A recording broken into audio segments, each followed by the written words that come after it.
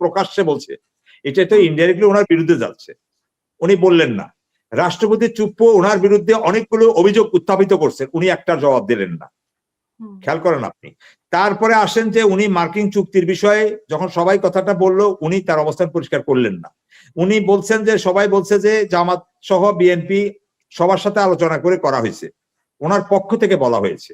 কিন্তু ওনার পক্ষ থেকে বলা হওয়ার পরও যখন এটা নিয়ে বিতর্ক শেষ হচ্ছে না, তখন কেন উনি মীমাংসা টানলেন না? কেন তিনি নিজের অবস্থান পরিষ্কার করলেন না?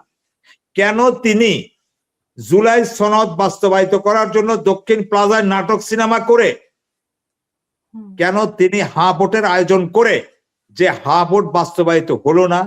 কার জন্য হলো না, কেন হলেন না? বা তিনি কি চেয়েছেন, আসলে কি চেয়েছেন, নাকি তিনি নাটকের অংশ ছিলেন? কেন উনি পরিষ্কার করছেন না? কারণ উনি সবচেয়ে বড় কালপিট। আজকে অত্যন্ত দুঃখের সাথে কথাটা বললাম। যদি না হতো তাহলে তো উনি বলতে পারেন যে হ্যাঁ গণভোট আমি আয়োজন করছি, ওটা তো তামাশা করার জন্য করছে উনি। এখন যদি গণভোট যেটা বাস্তবায়িত হচ্ছে না, রাষ্ট্রপতির যে আদেশ বাস্তবায়িত হচ্ছে না, যেখানে সাংবিধানিক সংস্কার পরিষদ বাস্তবায়িত হচ্ছে না, যেখানে জুলাই সনদ বাস্তবায়িত হচ্ছে না, এগুলো তো কার আবিষ্কার? ওই সরকারের আবিষ্কার, ওনার আবিষ্কার।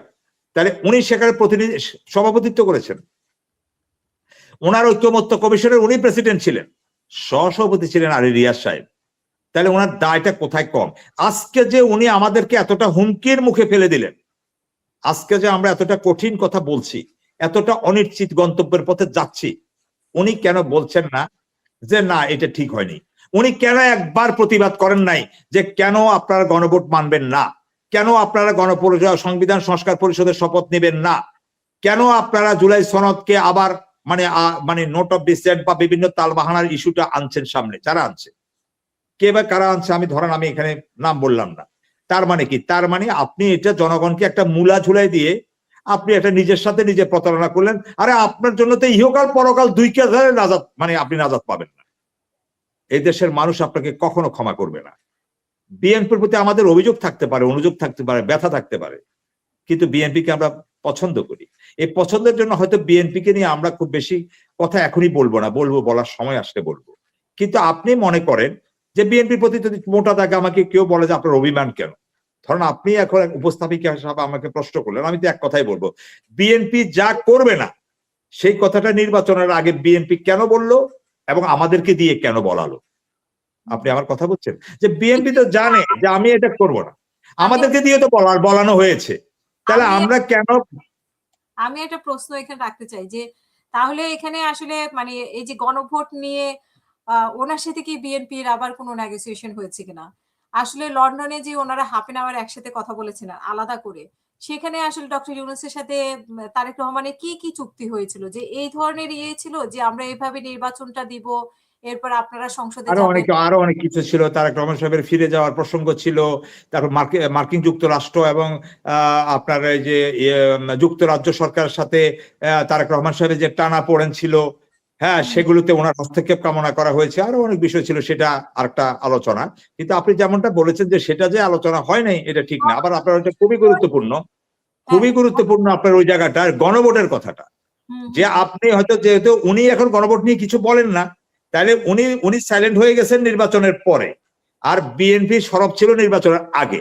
তার মানে উনি বলছে যে ঠিক আছে আপনারা পরে যদি অস্বীকার করেন আমি এটা নিয়ে আর কিছু বলবো না। সমঝোতা হতেই পারে। উপদেষ্টাও তো কিছু বলছে না, উনি এই যে তৌহিদ হোসেনও কিছু কেউই না, কেউই না, কেউই বলছেন না। আপনি খেয়াল করে দেখেন, কেউই বলছেন না। তাহলে আপনি হ্যাঁ, কিন্তু ওই যে তরুণ যে দুই উপদেষ্টার কথা আমরা বলি, তারা আড়ালে মানে মোটামুটি তারা এখনো গণভোটের ব্যাপারে তো আছে। আমরা কি এটা আসিফ গণভোটের কথা বলে না? বলে তো, আমরা এই কথা না করবো কেন? এটা সুতরাং ওই পর্বটা বাদ দিলে যারা আসলে প্রকৃত অর্থে ডিপ স্টেট দ্বারা রাষ্ট্রের ভিতরে রাষ্ট্র দ্বারা মানে যে রাষ্ট্রটা চালানো হয়েছে, যে যারা চালিয়েছে ইউনূস সাহেবের সামনে রেখে তারা কেউ কথা বলছেন না। আপনার কথাটাই সঠিক। তাহলে আমরা ওই জায়গাটায় সন্দেহটা রাখতে চাই যে নির্বাচনের আগে নিশ্চয়ই কথা হয়েছে, আপাতত বলে যান, পরে না মানলে আমি আপনাদের বিপক্ষে অবস্থান নিব না। রাষ্ট্রপতি ওনাকে ভিলেন বানিয়ে দিলেন, উনি ওনাকে বাইরে হতে দেননি, উনি গৃহবন্দী করেছেন, উনি বিদেশ থেকে রীতিনীতি ভঙ্গ করেছেন, কত অভিযোগ কালের কণ্ঠে। উনি একটি কথা উনি বাংলাদেশের মিডিয়াকে ডেকে উনি বললেন না। উনি কোথায় এত লাট সাহেব, কি এমন নোবেল পুরস্কার পাইয়া একেবারে মহা কিছু হয়ে গেছে? হ্যাঁ, আমরা একটা সময় এটাকে অহংকার করতাম, কিন্তু আমরা তো এটা বুঝতেছি যে এখন উনি তিরস্কার, এটা পুরস্কার নয়।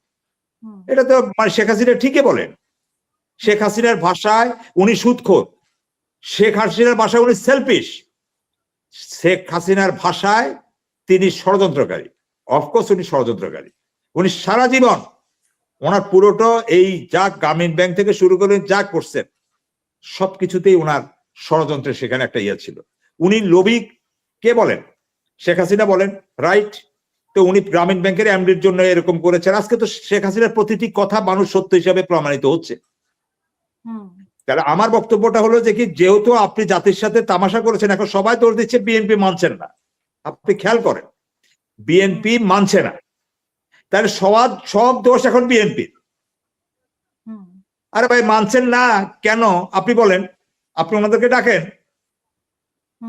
আপনি তো মুরব্বী, আপনি তো তার আগে বৈঠক করেছেন, সবাইকে ডেকে। এখন আপনি বলবেন আপনি কি বলবো, সাবেক হয়ে গেছেন। না না, সাবেক হয়ে গেলেও সবকিছু শেষ হয়ে যায় না।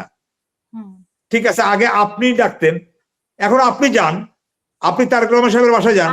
না ডাকলে স্টেটমেন্ট দিতে পারে, উনি তো ওনার স্টেটমেন্ট দিতে পারে। যে আমি বলছি ঠিক আছে, উনি ওনার অবস্থান, রাইট, উনি ওনার অবস্থান